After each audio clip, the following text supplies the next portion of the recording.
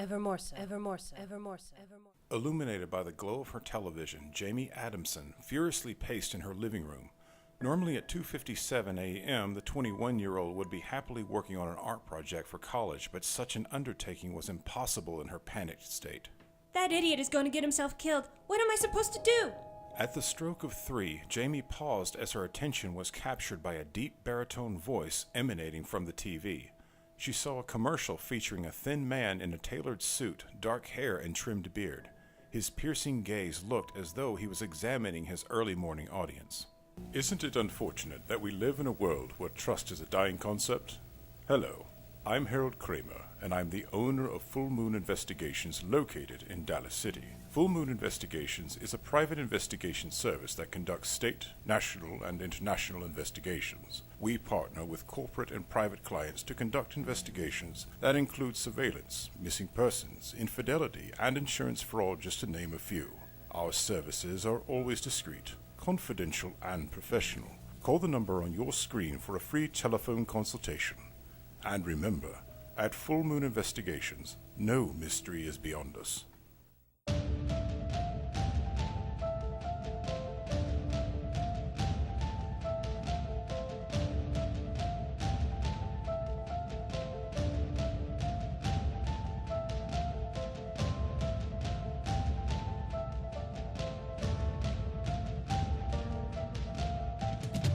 Full Moon Investigations.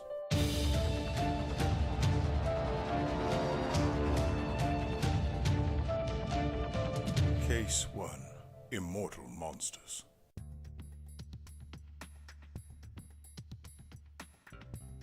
Promptly at 7 a.m., Harold Kramer entered Full Moon Investigations, which was located among a series of office suites. Harry was a tall, noble-looking man in his mid-50s with white hair and beard. He moved to his secretary, Margaret Gotland, or Maggie as she is commonly known, who sat at her desk. Maggie was a beautiful ash blonde with an athletic build and noticeably long legs.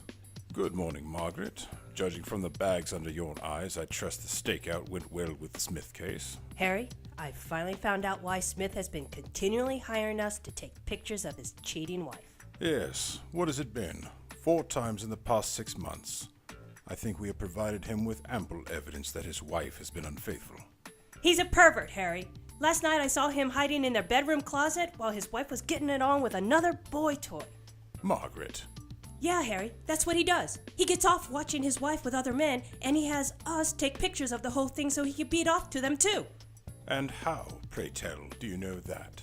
He had him in his hand while he used the other to jack off while hiding in the closet. And Harry... Yes, Margaret? He was wearing adult-sized baby clothes. Jesus. And the creepiest part was, you know the bedroom window we always use to take the pictures? Yes, the blinds are always open on that one. He cracked the closet door open a little, looked in my direction, and licked his lips. Jesus. Yeah. I'm so sorry. I had no idea. Screw this investigation and screw Mr. Smith, that beady-eyed little pervert. Why doesn't he just hire a damn photographer to take his dirty pictures? Think of it, Margaret. It's more exciting for him this way. His wife gets caught being naughty by spying eyes, and now he's been caught too. I know that pervert has always paid good money for his pictures, but I am not doing this again. Very well, Margaret. I'll get the pictures developed and deliver them to Mr. Smith in person. I will then tell him that he can find another service to conduct his surveillance. No more Mr. Smith. Thank you.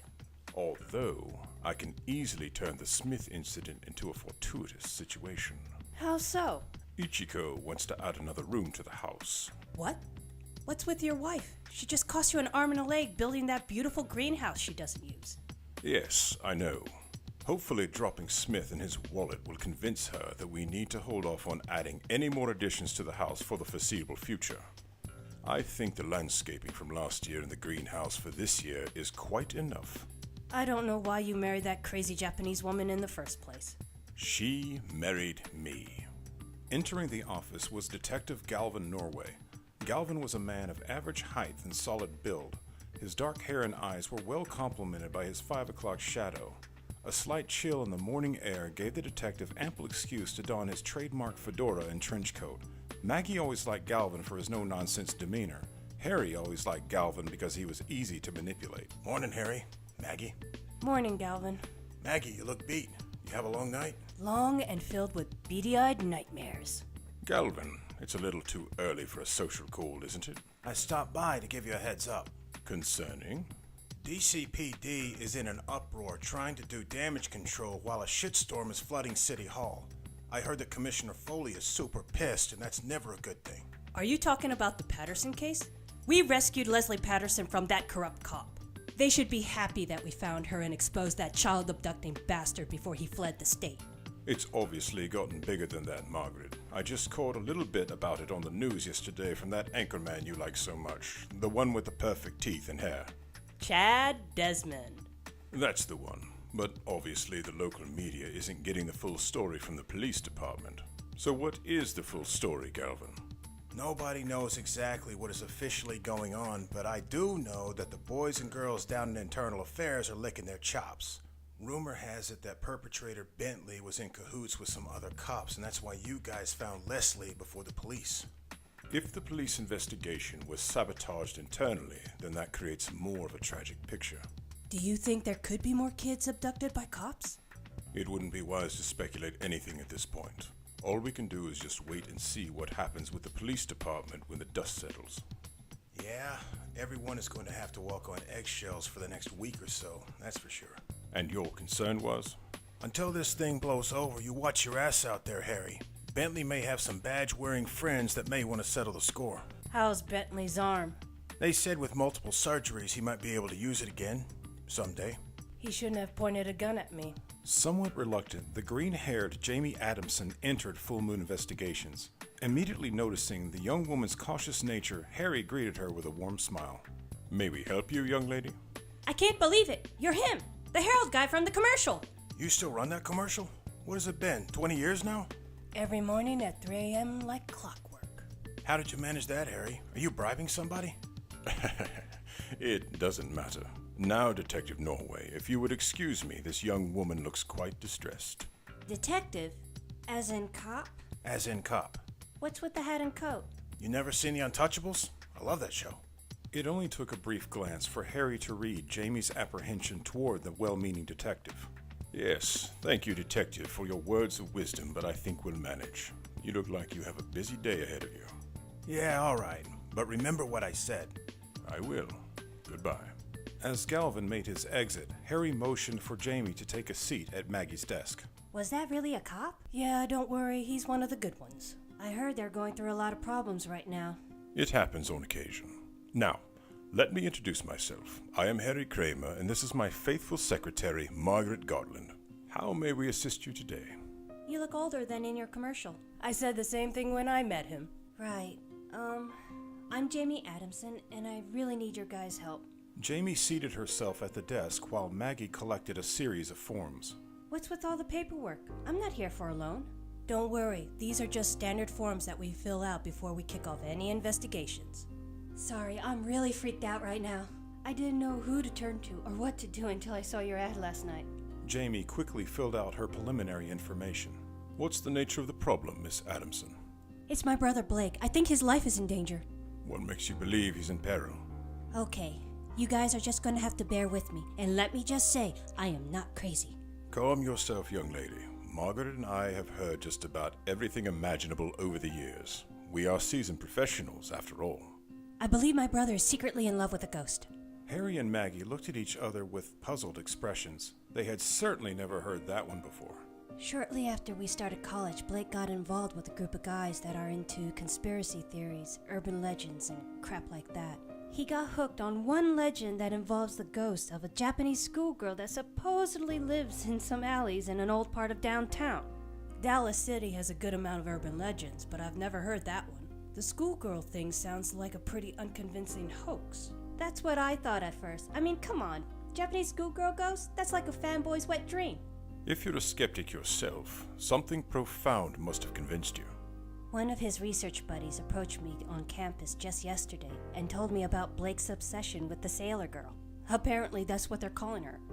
He said he was very concerned about Blake because he believes my brother's visiting her. That ain't right. When I got home, I kinda broke into his room and did some snooping. It looked like he scraped up every bit of information on her he could find, and there really isn't much. What scares me the most is that there are documented attacks in those alleys, and I don't mean by muggers or crackheads. Could you be a bit more specific? According to Blake's information, several people have been found sliced up by claws, and some have just vanished.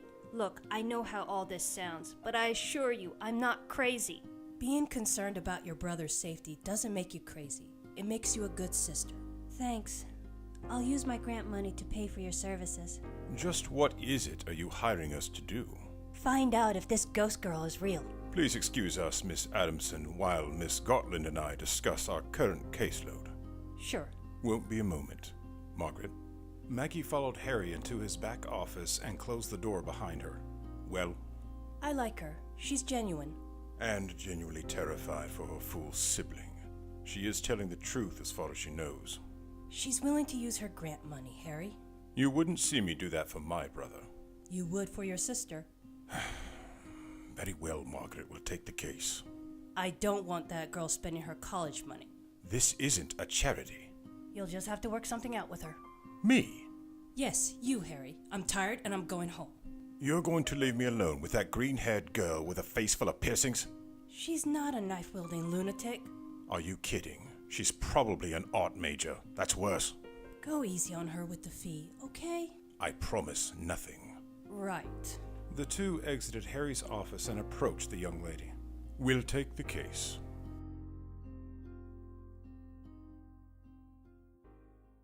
At that moment, in an old section of downtown Dallas City, Blake Adamson made his way to a neglected park bench situated at an alley entrance. The alley itself was sandwiched between a boarded-up hardware store and a building with its graffiti-painted metal shutters closed and locked tight. The area was trimmed with torn police tape, a testimony of past crimes. Blake removed his backpack and placed it on the bench. From within, he produced a single red rose. The giddy young man moved to the alley opening and smiled. Hey, it's me. I was in class today and I couldn't stop thinking about you. You know, I smile to myself when I hear the other guys speculate about you being real. They don't have a clue how real and how wonderful you are. I know this sounds corny, but in the short time that I've been visiting you, I feel like we've gotten closer, like you're a part of me. I hope you feel the same way too. From behind the love-struck youth, a cold, pale hand with long black nails gently gripped his shoulder. So alone. To be continued.